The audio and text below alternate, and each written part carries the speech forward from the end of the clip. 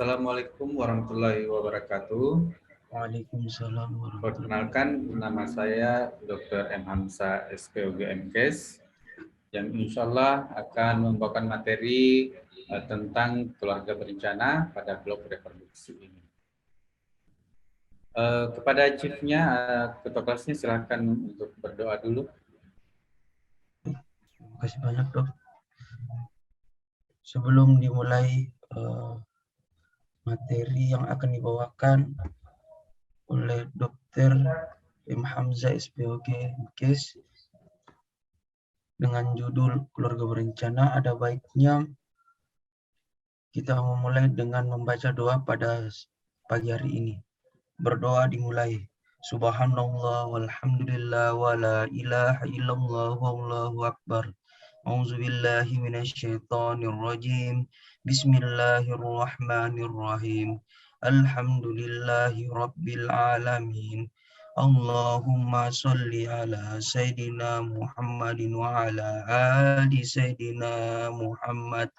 Rabbi rahli sadri wa yassir li amri wahlul uqdatam min lisani yafqahu qawli. Subhana rabbika rabbil izzati amma yasifun wa salamun alal mursalin walhamdulillahi rabbil alamin. Ya, terima kasih Dr. Deno. Baiklah, kali ini tentang keluarga berencana. Case learning adalah modalitas untuk bagaimana nanti akan menerapkan praktek-praktek dari beberapa pembagian sistem KB nantinya. Nah, jadi diharapkan adik-adik sekalian bisa mempraktekkan bagaimana cara memakai alat-alat kontrasepsi yang akan kita pelajari sebentar ini. Adapun tujuan umum dari kuliah kita adalah mahasiswa bisa memahami cara-cara bagaimana menjalankan kehamilan dan dapat memakainya dengan tepat.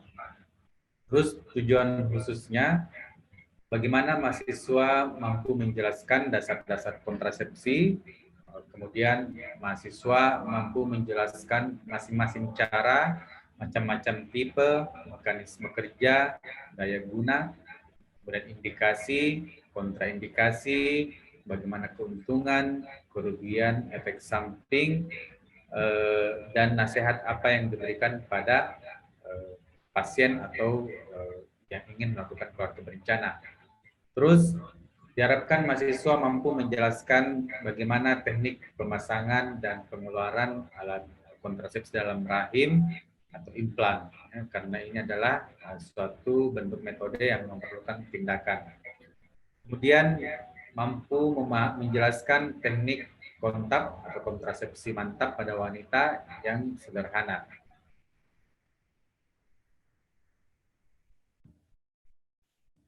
Nah, pengertian keluarga berencana. Jadi keluarga berencana itu bagaimana suatu usaha untuk mengatur jumlah kehamilan demi perbaikan kesejahteraan.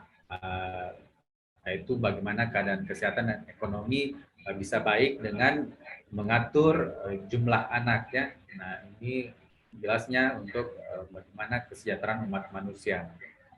Nah, terus kontrasepsi itu ada beberapa teknik atau cara, di mana beberapa teknik itu ada berupa alat-alat ya seperti AKDR tadi atau implan, terus bisa juga berbentuk suatu obat atau pil.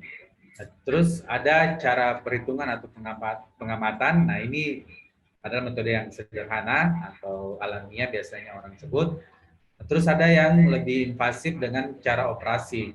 Nah, ini biasanya lebih dilakukan seperti untuk menjarangkan atau spacing atau untuk pembatasan kehamilan. Ya. Ada dua aspek yang kritis dalam hal pelayanan kontrasepsi. Pertama, harus ditahu bagaimana pemberi pelayanan bukan hanya dokter, tetapi para medis juga bisa mampu melakukan. Nanti adik-adik sekalian kalau sudah menjadi dokter, sudah harus tahu ya bagaimana cara untuk konseling lah dan lain sebagainya, bagaimana untuk pemberian alat metode kontrasepsi yang akan dipakai, atau apakah pasien memilih suatu kontrasepsi mantap. Nah, terus yang dilayani itu sebagian besar orang sehat. Jadi orang yang berkontrasepsi adalah bukan orang sakit, atau kita tidak sebut biasanya sebagai pasien ya. Kita sebut sebagai akseptor karena dia adalah orang sehat. Di mana dia membutuhkan bantuan kesehatan bisa untuk pencegahan, dan mereka sehat dan tetap berhak untuk hidup sehat walaupun telah memakai alat kontrasepsi. Jadi tidak boleh kalau alat kontrasepsinya justru membuat orangnya nanti atau akseptornya jadi bermasalah atau sakit. Nah, terus konsep dasar yang harus diketahui dalam keluarga berencana yaitu adalah pelayanan kesehatan yang menentukan pilihan adalah dari si akseptor sendiri. Jadi harus ada menentukan choice dari si akseptornya. Nah, bagaimana dokter atau si penyuluh ya untuk memberikan kontrasepsi ini memberikan beberapa keterangan dan lain sebagainya tentang alat kontrasepsi, dan nanti akseptornya yang menentukan mau seperti apa, seperti itu ya. Nah, bagaimana kita membedakan antara tadi ya, kita tidak sebagai pasien kalau orang yang ingin menerima alat kontrasepsi, tapi kita sebagai akseptor. Nah, bagaimana perbedaannya? Nah, pertama, kalau pasien itu dia pasti sakit. Ya. Nah, terus kalau akseptor itu dia harus sehat. Justru kita harus bagaimana caranya kesehatan ini kita tahu, apalagi ya jika ada operasi, tidak boleh kalau ada komplikasi ya, atau dia lagi sakit, tidak boleh kita lakukan kontrasepsi mantap. Nah, terus kalau bentuk pilihan, pasien ini tidak bisa memilih bahwa saya mau minum obat ini atau saya mau pakai alat ini, tidak bisa ya. Nah, jadi pasien harus pasrah apa yang diberikan dokter, dia harus menerima. Nah, bedanya kalau akseptor sesuai dengan keinginan si akseptor. Jadi kita menjelaskannya apa saja metode kontrasepsi, jenis-jenis kontrasepsi apa saja. Nantinya akseptor yang menentukan dia mau pilih apa.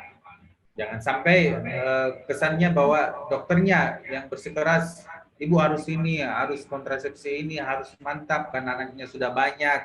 Tidak bisa seperti itu ya. Jadi harus sesuai dari keinginan akseptor. Walaupun kita berpikir bahwa mestinya dia harus kontrasepsi mantap karena anaknya sudah banyak, seumpamanya ada 10. Tapi kalau pasiennya tetap bersikeras untuk memilih metode kontrasepsi seumpamanya kondom ya, yang kita bisa tahu bahwa ini sangat sedikit efektivitasnya, kita tidak bisa memaksa. Pasien tetap sesuai keinginannya, seleranya. Nah, terus lagi keluhan. Keluhan ini sesuai dengan penyakit kalau pasien. Nah, kalau akseptor itu beragam. Seumpamanya dia ingin menjarangkan kehamilan, ya, atau seumpamanya dia ingin menunda suatu kehamilan. Ya. Terus lagi kalau akseptor itu biasanya ada memang yang tidak ingin hamil lagi. Nah, Nah, terus bagaimana dengan efek atau komplikasi?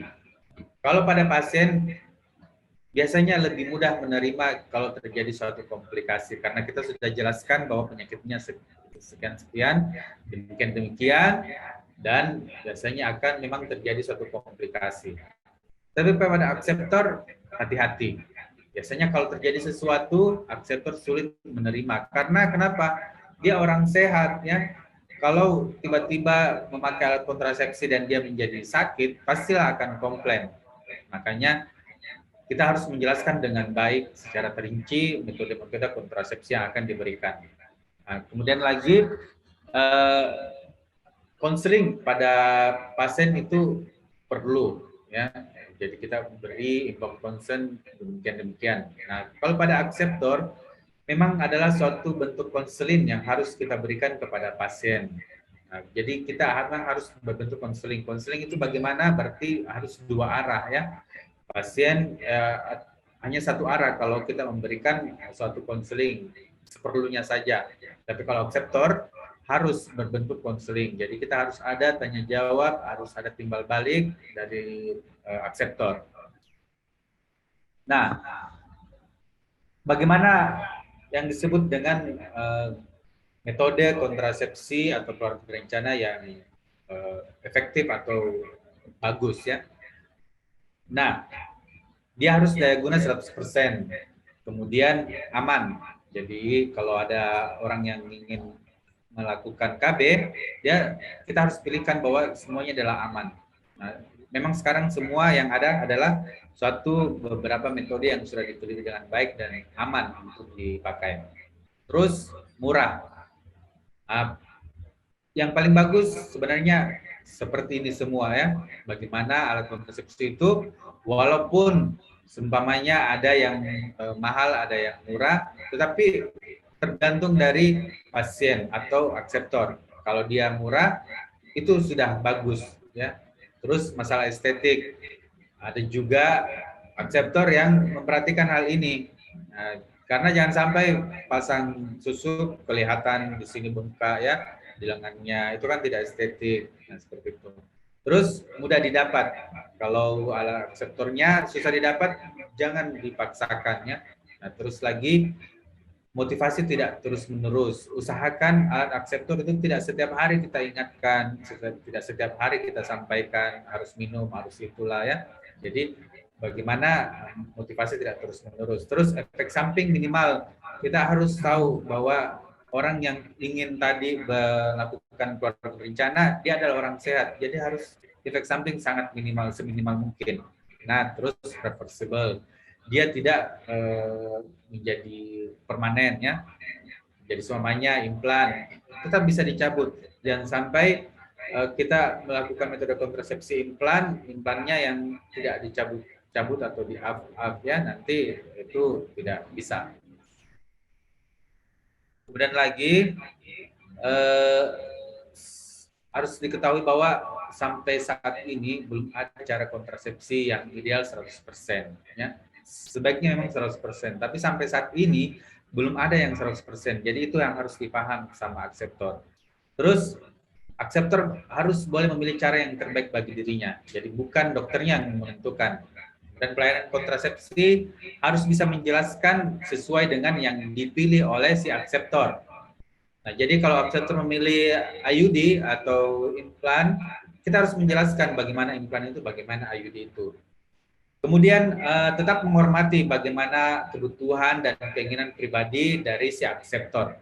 Jadi jangan sampai kita memaksakan kehendak ya. Apalagi jika tanda kutip kita melakukan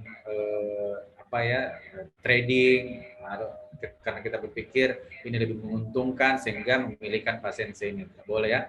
Nah, terus penjelasan harus terbuka dan tidak memaksa. Nah, konsep-konsep ini penting pada waktu pendekatan pelayanan kontrasepsi. Apa yang harus sebaiknya diperhatikan? Bahwa kontrasepsi itu perlu atau tidak. Jadi setiap akseptor ada yang memang perlu, ada yang belum perlu. Ini harus diperhatikan. Nah, terus bagaimana pencegahan atau pembatasan ini harus diperhatikan. Ya. Terus cara apa atau metode apa yang baik untuk si akseptor.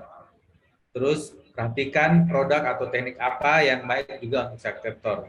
Nah, setelah ternyata kontrasepsi itu perlu, kita harus tahu lagi kapan dimulai untuk memakai, ya. Semuanya pil, kapan dia harus minum, semuanya implan, kapan dipasangkan. Nah, terus saat berganti kapan, kalau ingin berganti, semuanya IUD-nya cukup 10 tahun, apakah dia ganti dengan IUD lagi atau diganti dengan metode lain.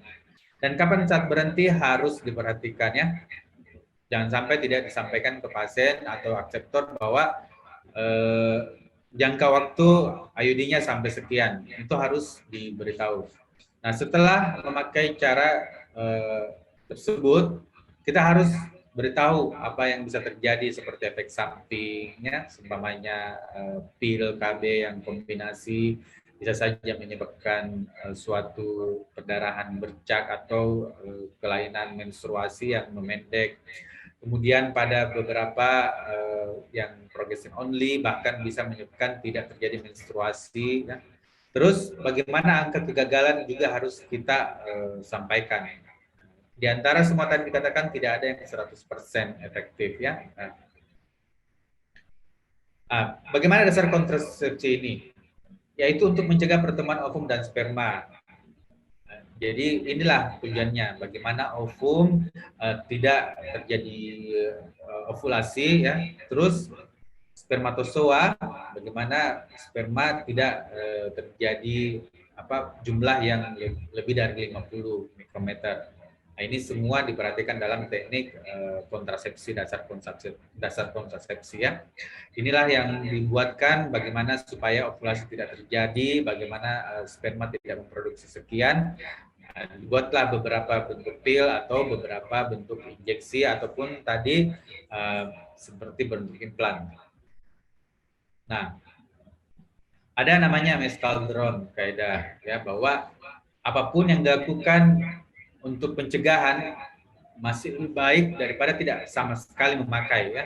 Jadi kalau ada akseptor tadi kita sudah katakan mestinya ini memakai atau kontrasepsi mantap, tapi dia meminta untuk kondom, no problem. Daripada tidak sama sekali, mending ada ya seperti itu. Nah terus cara yang paling efektif adalah cara yang dipakai secara terus-menerus. Percuma kita pilihkan pil KB, tapi kalau dia tidak bisa minum setiap hari, rugi. Ya. Percuma kita memilihkan seumpamanya injeksi per 4 minggu, tapi dia tidak patuh, percuma ya. Nah, terus dapat diterima suatu cara merupakan unsur penting dalam keberhasilan. Jadi kalau kita memberi inform consent, konseling, kita sudah arahkan ke kontrasepsi mantap, ya. Tapi dia tidak menerima hal tersebut, lama-kelamaan dia akan terus berpikir dan bahkan bisa-bisa menjadi suatu hal yang menurut si akseptor ini adalah suatu hal komplikasi dari pemakaian alat kontrasepsi tadi. Terus daya guna secara fisiologis adalah bagaimana cara kontrasepsi mengurangi kehamilan. Kalau dipakai terus-menerus sesuai dengan instruksi tanpa tanpa jeda, nah ini artinya tepat dan tanpa kelalaian. Ini dari biological effectiveness, metode effectiveness. Nah, daya guna lagi pemakaian adalah kemampuan cara kontrasepsi untuk mengurangi kehamilan. Nah, bila cara tersebut dipakai pada kondisi kehidupan yang sebenarnya, jadi clinical effectiveness-nya. Terus daya guna dipengaruhi oleh faktor-faktor ketidakhati-hatian, kurang bertaat asas, motivasi, keadaan sosial ekonomi, faktor pendidikannya ini sangat berperan. Daya guna demografik, bagaimana jumlah kontrasepsi yang diperlukan untuk mencegah suatu kehamilan. Nah, cara-cara atau pembagian kontrasepsi. Ada kontrasepsi alamiah, ini biasanya berbentuk cara kalender, simptotermal, pantang berkala, abstinensia, coitus interruptus, reservatus atau saxonicus ya. Nah, terus kimiawi seperti memakai spermisid, film atau tisu ya. Nah, terus ada yang temporer, memakai kondom, pil, suntik atau injeksi, implan, IUD ya, transdermal atau kayak koyok, atau ada juga diafragma. Nah, ada yang permanen yaitu berupa kontrasepsi mantap pada wanita dan pria. Nah, cara-cara kontrasepsi. Ada yang tidak membutuhkan bantuan langsung tenaga medis atau paramedis. Nah, ini seperti kondom, spermatozoid, KB alamiah, senggama terputus.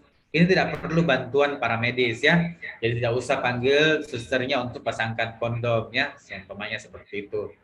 Cukup diri sendiri ya, bisa dibantu oleh istri seumpama ya. Nah, terus yang membutuhkan bantuan langsung medis atau paramedis itu ada beberapa metode seperti diafragma, ADR ya. Terus kontrasepsi hormonal, ini perlu penjelasan dari medis paramedis. Terus injeksi pasti yang harus menyuntikkan adalah para medis, implan yang pasang harus para medis atau medis, cincin vagina transdermal.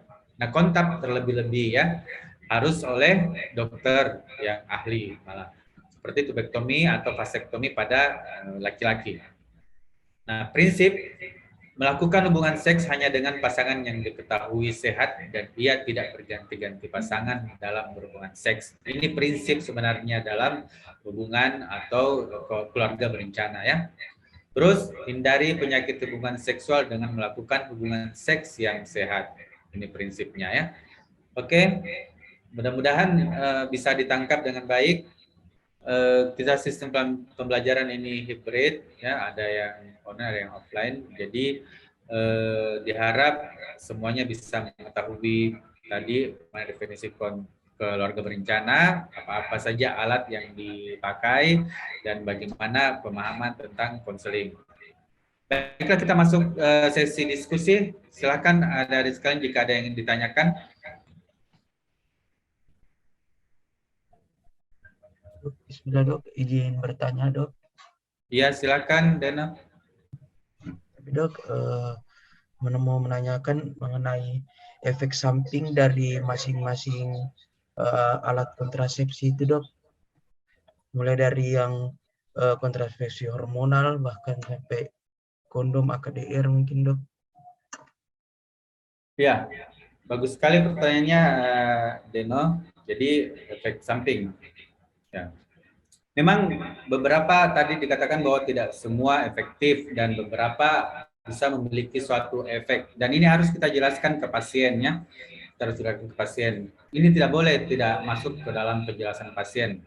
Karena bagaimanapun pasien harus tahu supaya saat terjadi komplikasi bisa datang segera untuk mengkonsultasikan kembali.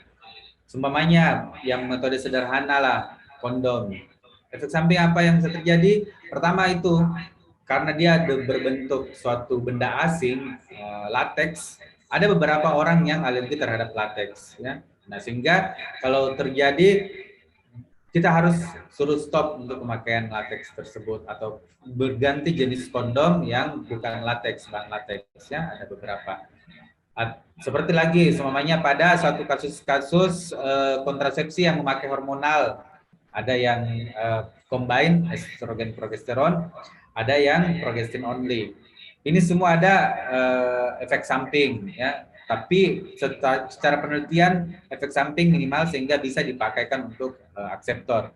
Pertama kalau jenis estrogen, estrogen ini sebenarnya dibuat suatu estrogen yang sintetik yang tidak berasal dari ovarium sehingga otak menganggap bahwa estrogen masih ada di peredaran darah pasien sehingga dia tidak mengeluarkan FSH untuk memproduksi estrogen alami.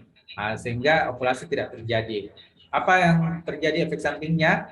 Jika estrogen alami dan estrogen buatan terjadi tumpang tindih, saling menekan, maka bisa terjadi suatu perdarahan bercak di antara menstruasi ya, atau bisa malah terjadi gangguan menstruasi yang memanjang seperti itu. Nah, terus lagi seumpamanya pada progestin only, komplikasi yang bisa terjadi karena dia menekan estrogen sehingga bisa tidak terjadi pembesaran folikel dan akhirnya tidak terjadi pelepasan estrogen. Apa efeknya? Endometrium tidak terjadi proliferasi sehingga lama-kelamaan tidak ada yang luruh dan bisa terjadi amenorrea. Namun ada beberapa yang malah terjadi perdarahan bercak karena tadi keseimbangan hormonal antara alami dan yang buatan saling tumpang tindih sehingga ada suatu waktu dia menekan ya sehingga kadang terjadi lucut, terjadilah namanya bercak seperti itu.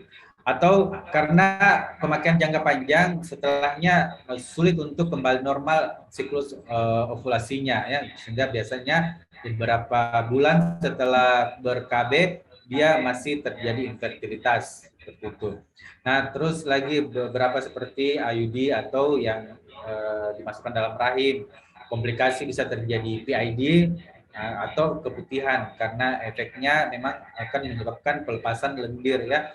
karena suatu proses inflamasi. Nah, terus lagi seperti implan, efek samping yang bisa terjadi adalah dari segi pemasangan sendiri bisa terjadi bengkak setelah pemasangan atau dari efek hormonalnya tadi yang progestin only.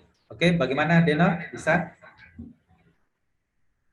Iya dok, terima kasih banyak dok atas ilmu yang Ya, diberikan dok. yang lain lagi? Baik dok, mohon izin bertanya dok. Ya, silakan. Ya, baik dok, terima kasih banyak atas kesempatannya. Yang mau saya tanyakan itu bagaimanakah mekanisme sehingga tidak dapat terjadinya pembuahan pada pemasangan alat kontrasepsi dok? Terima kasih banyak sebelumnya dok. Mohon maaf, bisa diulang sebentar? Ya, baik dok, yang mau saya tanyakan bagaimanakah mekanisme sehingga tidak terjadinya proses pembuahan dok dengan penggunaan kontrasepsi dok? Oh ya, oke, makasih. Jadi mekanisme kontrasepsi tidak terjadi pembuahan memang pada beberapa kontrasepsi metode hormonal ya. Seperti tadi kita jelaskan bahwa estrogen yang pada beberapa hormonal kombinasi seperti injeksi atau pil yang ada estrogennya, ini kita membuat suatu estrogen buatan dari luar sehingga nanti estrogen alami yang dari ovarium akan ditekan karena adanya estrogen yang mengalir dalam darah sehingga membuat otak mempercayai bahwa estrogen di bawah masih ada ya. Nah, sehingga hipotalamus tidak menghasilkan FSH ya, menghasilkan genera ya. Nah, yang akan menekan hipofisis anterior untuk melepaskan FSH. Nah, sehingga nanti FSH ini tidak diproduksi dan menyebabkan folikulasi tidak terjadi. Nah, folikulasi tidak terjadi, estrogen juga tidak terbentuk secara maksimal. Karena folikulasi tidak maksimal, tidak terjadilah ovulasi ya. Otak tidak melepaskan segera LH ataupun tidak terjadi LH surge ya, karena dia berpikir bahwa di bawah masih ada estrogen. Nah, kemudian lagi bagaimana dengan progesteron menekan ovulasi? Karena adanya progesteron yang berlebihan di dalam tubuh sehingga otak tidak terangsang untuk melepaskan FSH secara maksimal. Nah, ini juga akan menyebabkan folikel tidak bertumbuh dengan baik ya. Nah, sehingga tidak terjadilah ovulasi seperti demikian. Oke, bisa? Ya, baik dok, terima kasih banyak dok. Ya. Ada lagi? Oke, kalau tidak ada mungkin saya harap semuanya bisa memahami kuliah kita pada hari ini. Sebelum kita tutup, nanti akan kita review hasil pembelajaran ini melalui nanti ada CBL ya, dan juga ada ujian OSCE-nya, Clinical Based Learning dan OSCE-nya. Nah, terus demikianlah perbincangan kita pada kesempatan ini. Semoga apa yang kita diskusikan mengenai gambaran mengenai gambaran keluarga berencana ini bisa memberikan manfaat untuk kita semua, terutama adik-adik sekalian dalam blok reproduksi ini. Mudah-mudahan nanti bisa menimba ilmu sebanyak-banyaknya tentang segi reproduksi ya. Sebelum kita menutup pertemuan kali ini, lebih dan kurangnya dari saya mohon dimaafkan. Kembali lagi kepada ketua kelasnya Deno ya, untuk memberikan doa penutup pertemuan kita hari ini. Silakan. Baik dok, untuk menutup pembelajaran pada siang hari ini, ada baiknya ditutup dengan doa. Berdoa dimulai Subhanallah walhamdulillah wa la ilaha illallah wallahu akbar. A'udzu billahi minasyaitonir rajim. Bismillahirrahmanirrahim. Alhamdulillahi rabbil alamin. Subhanallah walhamdulillah wa la ilaha illallah wallahu akbar. Allahumma Fa'ni bima alamtani wa 'allimni ma yanfa'uni warzuqni ilman yanfa'uni. Subhana rabbika rabbil izzati amma yasifun. Wassalamun alal mursalin walhamdulillahi rabbil alamin. Ya, makasih banyak. Kembali lagi, terima kasih atas perhatiannya. Wabillahi taufiq wal hidayah. Assalamualaikum warahmatullahi wabarakatuh. Waalaikumsalam.